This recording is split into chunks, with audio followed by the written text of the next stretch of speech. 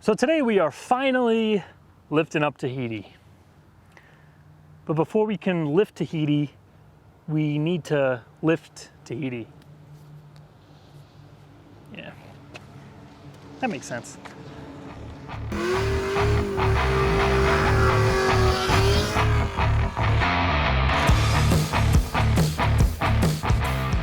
So yeah, OG Tahiti followers probably remember back when I kind of lowered her down a little bit. At the time I put these wheels on, I didn't want to lift it up. I didn't want to change the ride quality at all.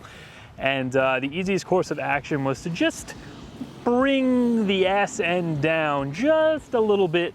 So to kind of get rid of that rake and level it out with the front. And that's exactly what I did. I installed a set of Ibach, I'm gonna call them leveling springs, essentially lowering the rear end down, getting rid of that rake where the back ends used to, just sit a little bit higher than the front. And the ride quality remains great and everything. I installed a couple of airlift airbags back there, so when I do tow with it, it's not just gonna bottom out and it will kind of, still stay somewhat level.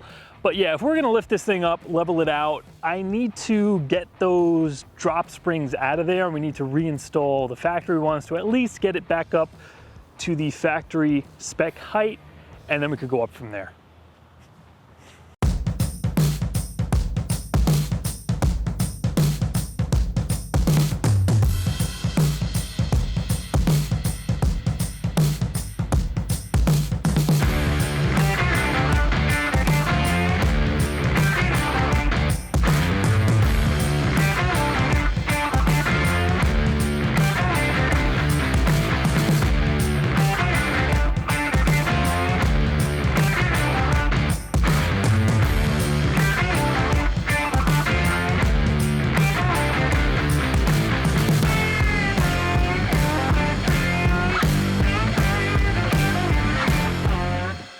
All right, so the springs are out. What I have here are the 2-inch Ibach drop springs I installed in this video right here. And along with these, I had to install these shock relocation brackets to bring the shock down along with the the shorter spring. I still have my helper bags in here. Once again, I put these in, being I was going to a 2-inch shorter spring, if I was gonna tow with it, the thing was just gonna bottom out and ride on the bump stop. So by putting these in here, airing them up when I tow, it'll just keep that spring from compressing and keep it level with the load of the trailer on the back. I have the factory isolators here. One goes on the bottom, one goes on the top. That just keeps the spring from, rubbing metal on metal with the body and the axle. I'm gonna put those back in with the springs we're about to install. But if we pan on over to the right here, I have a nice fresh set of Moog springs that we're gonna be putting in. Now these are part number 81069. Got them at my local parts store. These are a factory replacement, or they're supposed to be a factory spec replacement spring for Z71s only. These are taller than like a regular Suburban or non-Z71 model. I'm gonna link these down below. You can get them on Amazon for I think 60, 70 bucks. I'm not gonna be reinstalling the helper bags. I actually have a different route I'm gonna go a little later on once the complete lift is finished. Pretty much I'm going to eliminate the helper bags altogether, being we are going back to the stock height spring. It shouldn't sag that much. And then on top of that, to keep it even more level with the load of a trailer, I'm gonna go to a larger bump stop. So they make like towing bump stops. You just screw them on in place of the old stuff. So when the load of the trailer is on the back, the suspension is going to sag only as far as that bump stop, and it's going to ride on that, and that's going to prevent the suspension from bottoming out or drooping too bad. And when you're driving normally and that weight isn't on the back, the suspension will function as normal and it's not going to hit the bump stop. I'm going to install those in another video, but yeah, let's get these springs in.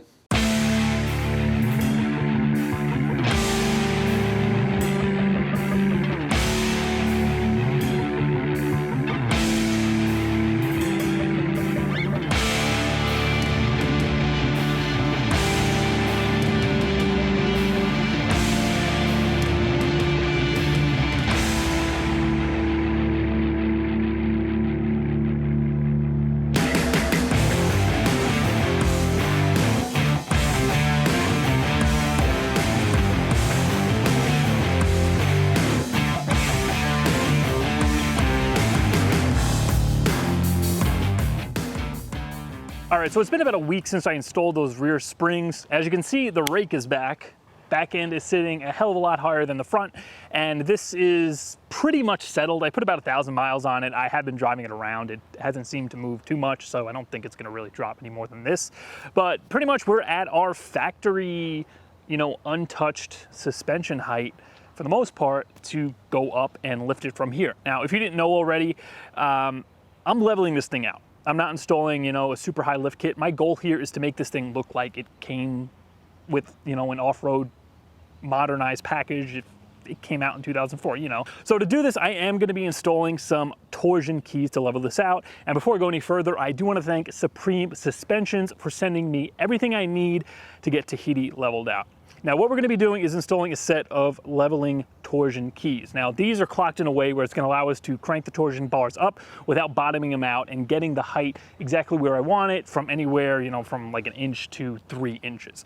Any more than that, you do need to go to an actual lift kit, but for my application, these keys are going to work perfectly.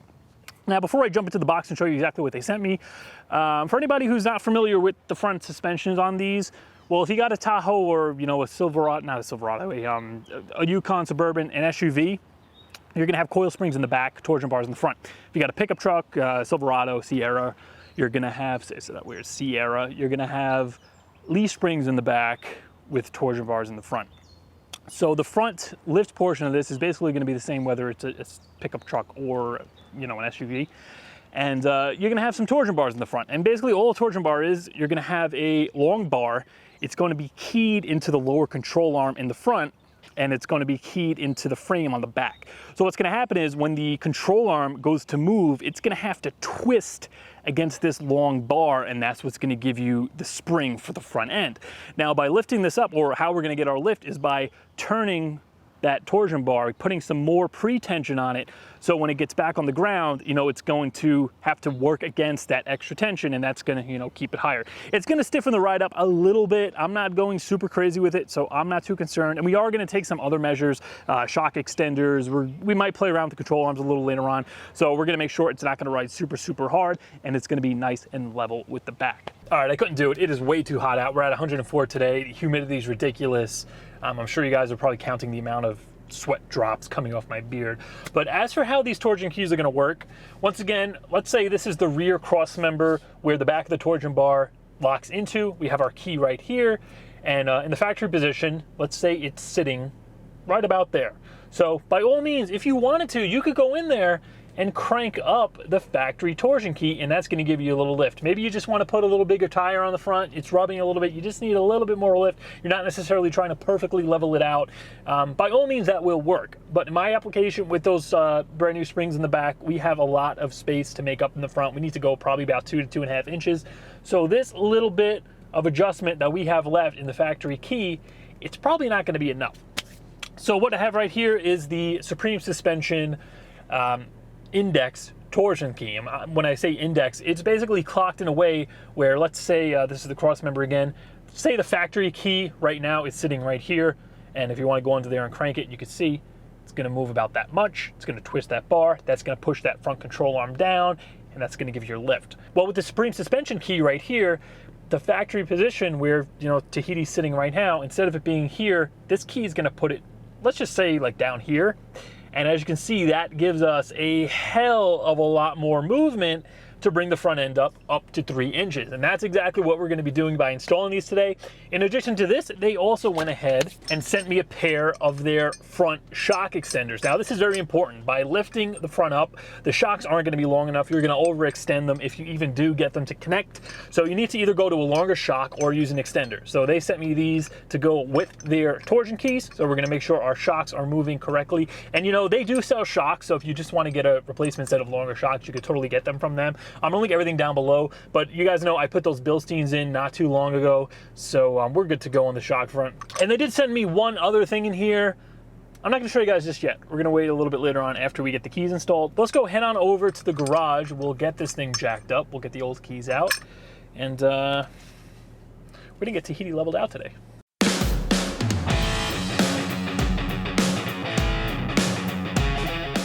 All right, so with Tahiti up in the air, let's get these torsion keys out. Very simply, you can see we got our torsion bar running straight down to our lower control arm. That connects right there, other end. coming into our torsion key on this cross member, and the adjustment is going to be right here through this 18mm bolt. So whether this is tightened or loosened, that key is going to move, twist that bar, and that's going to set the ride height. So to start here, we're just going to remove this 18mm headed bolt.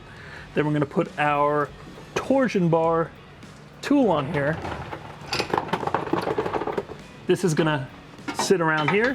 We're going to tighten that down. It's going to push this key up, allow us to slip the little retainer here out, and then we can take the tension off of that.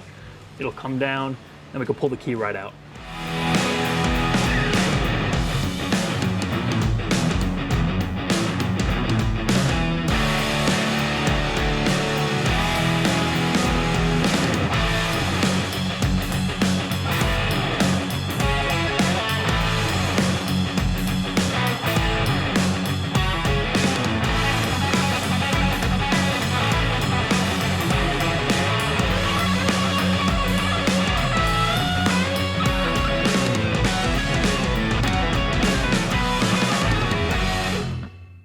So I got both torsion keys installed, less than 40 minutes. Super simple. Everything actually came apart without a problem, considering this thing has 200,000 miles on it.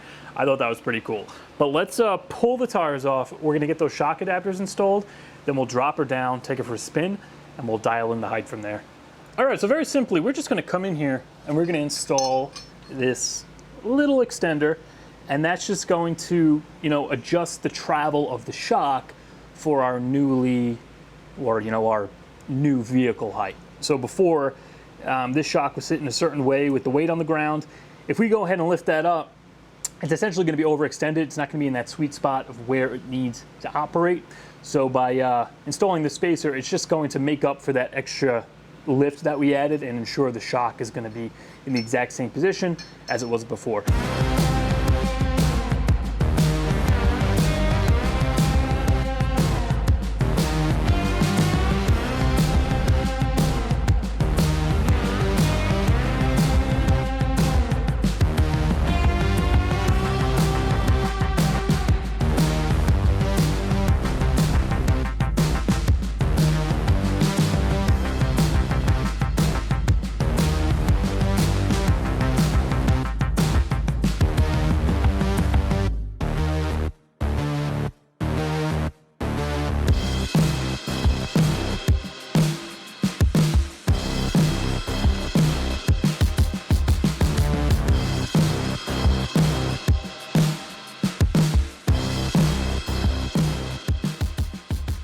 All right, I got the driver's side in.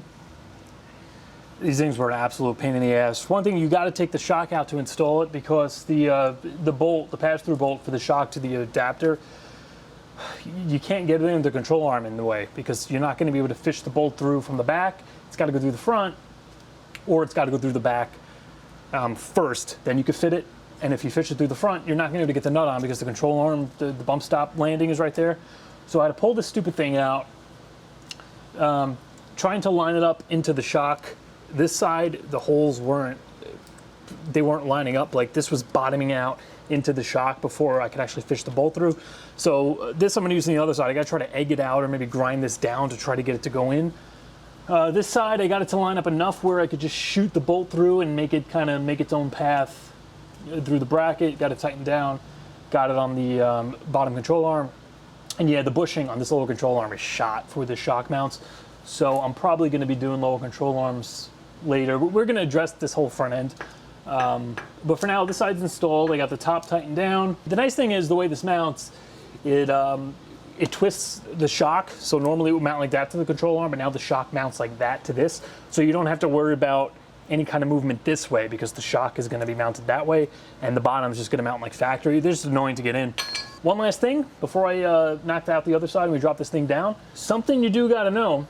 Now, once again, by tightening that torsion bar, we're pushing this control arm down, and that's what's pushing the wheels further to the ground. That's what's giving us our lift. So by doing that, this control arm is going to move with it, and unfortunately, the side effects of that, this ball joint is going to be at a steeper angle, so you can run into some accelerated wear there. But the biggest issue is right over here. You're going to see the mount. Well, not the mount. The bump stop where the control arm mounts, there's little to no space here anymore, and I don't know where the torsion bar is going to end up when I'm all said and done here, but this is a very common noise area where when you go over bumps, the suspension moves, you're going to get this clanking metal on metal action here. Now, this is 100% stock 200,000 mile suspension. These bushings, they're all cracked and dry rotted, they're shot. This thing's going to need alignment afterwards. I'm going to rebuild all this. But you can get some aftermarket control arms that remedy this issue. So they'll kind of come out at like a different angle, so they clear this, and then the ball joint itself is going to sit at a different angle. So that's going to all get fixed. That's why I said I'm going to look at going into these a little later on. Maybe the episode where we tackle the front end, I'll put an aftermarket set in. But for now, we got the shock in. Just something to know when you adjust this. It depends on how high.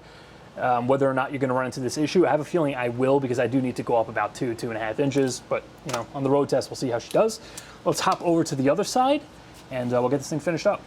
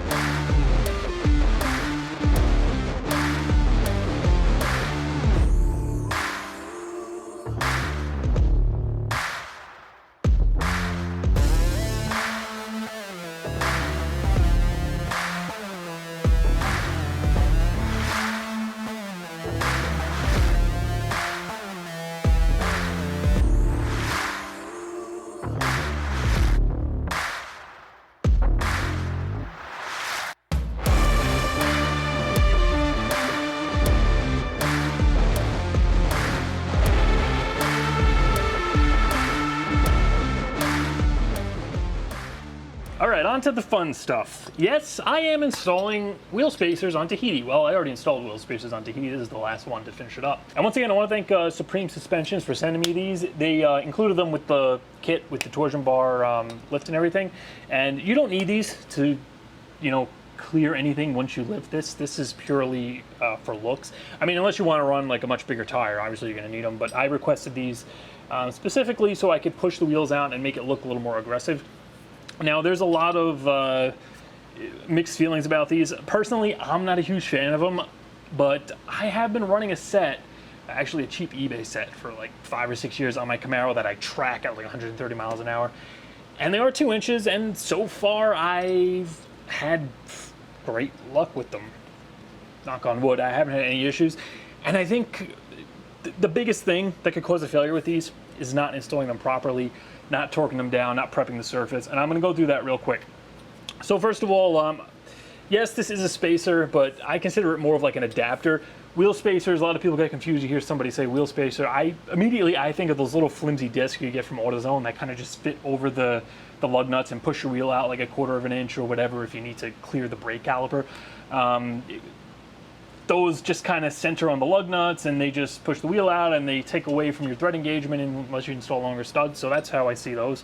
These, on the other hand, they're actually going to bolt to the hub. And the other thing is they are hub centric, so you can see the inside hole here is machined perfectly to the hub on the vehicle. So once this is installed, the lug nuts are going to be perfectly centered, and as you can see, there's virtually no movement of the spacer up and down, left to right. So you don't have to worry about it being off-center or whatever, and that's going to take some of the load away from, the lug nuts. But yeah, when it comes to installation, torque is friggin' key on these.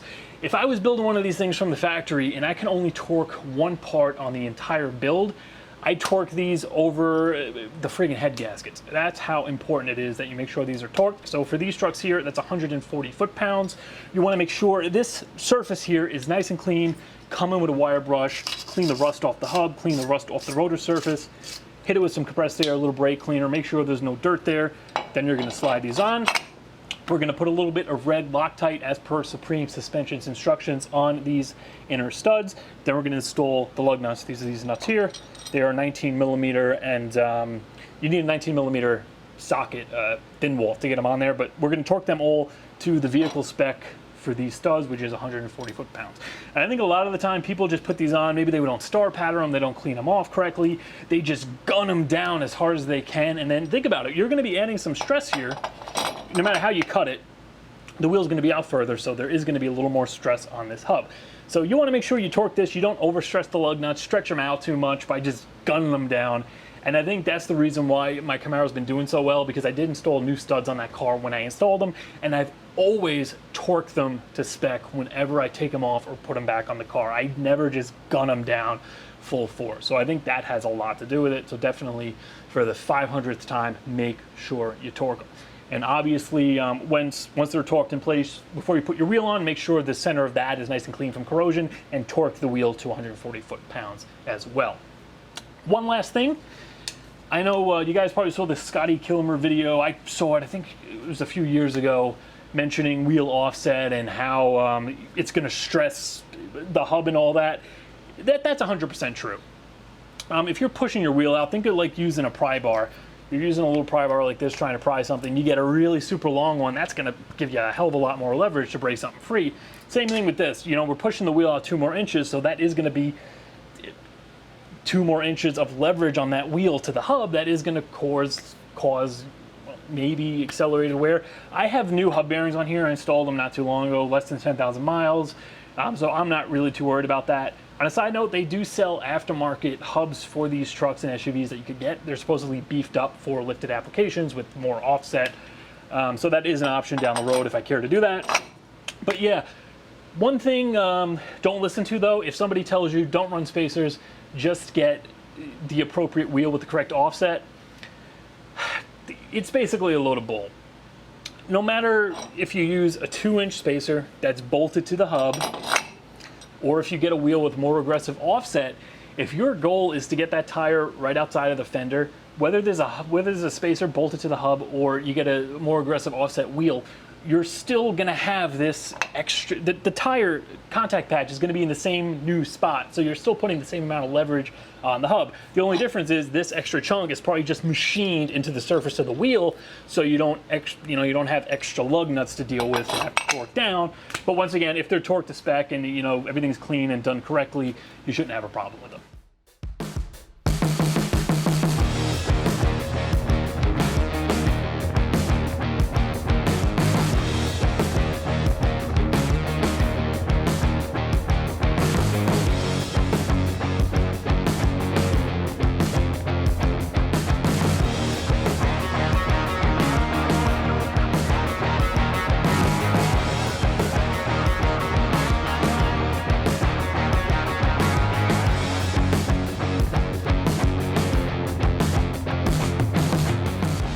All right, so we're on the road with newly leveled Tahiti, and I just want to mention, this isn't the first road test. I took this thing out all past weekend, 4th of July weekend. I put about 200 miles on it with the leveling kit. After I initially dropped it down, I did go in there and just tweak the height of the suspension a little bit to get it where I wanted, but right now it is sitting pretty nice, and we're gonna make adjustments later on to it. It's not gonna be exactly where it is right now.